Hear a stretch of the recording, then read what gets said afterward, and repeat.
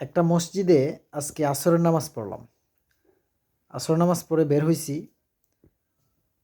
বের হতেই দেখি যে ৬ থেকে ৭ জন ওয়াজের পোস্টার নিয়ে দাঁড়িয়ে আছে। যে ভাই আমাদের ওয়াজে কিছু দিয়ে যান, শরিক হয়ে যান। দুনিয়া আখেরাতের অশেষ নেকি হাসিল করুন। বিভিন্নতা বলছে একেকজন। ইয়ং হবে, মধ্যবয়স্ক আছে আরও ২-১ জন। কয়েকজন ইয়ং ছেলে পেলে আছে এরকম। ৬ থেকে ৭ জন। আমি নিশ্চিত হলাম যে তারা আসরের নামাজ কেউই পড়ে নাই। শুধু ওয়াজের মাধ্যমে অশেষ নেকি হাসিল করতে চাচ্ছে এবং যারা স্বেচ্ছায় দান করতে চাচ্ছে বা অনেকের কাছ থেকে এই দাবি কইরাও তারা নিচ্ছে টাকা। মানে দাবি করে বলতে অনেকের মুখ পরিচয় আছে। তাদের কাছ থেকে রিকোয়েস্ট করে নিচ্ছে ২০ টাকা, ১০ টাকা, ৫০ টাকা। আমার কথা হচ্ছে আমরা যে কবে পরিবর্তন হব বা আসলেই যে রিলিজিয়াস মানে ধর্মীয় যে রীতিনীতি সঠিকভাবে আমরা কবে যে বুঝবো আমরা জানি না।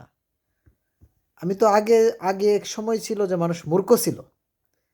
তাদের প্রতি আমার কোনো অভিযোগ নাই। কিন্তু এখন তো আর মূর্খ না। এখন তো মানুষ শিক্ষিত হয়েছে, তারা জানে, অনেক কিছু জানে বা বাংলা রিডিংও জানে নাকি? মোটামুটি তারা পড়তে জানে। কিন্তু তাদের এখনের যে আচরণ অ্যাটিচিউডগুলো আসলে এটা কি জেনেও না জানার ভান করে? নাকি তাদের কোনো স্বার্থ আছে, স্বার্থের জন্য করে? নাকি অজ্ঞতার জন্য করে? জানি না আসলে আমাদের এই ট্র্যাডিশন কবে পরিবর্তন হবে? হ্যাঁ, যদি জেনেও না জানার ভান করে বা তাদের স্বার্থের জন্য করে তো কিয়ামত পর্যন্ত পরিবর্তন হবে না, কবরে না যাওয়ার আগ পর্যন্ত। আর ইসলামকে যে একটা মুখোমুখি দাঁড় করাইছে যে ইসলাম আসলেই মনে হয় এরকম।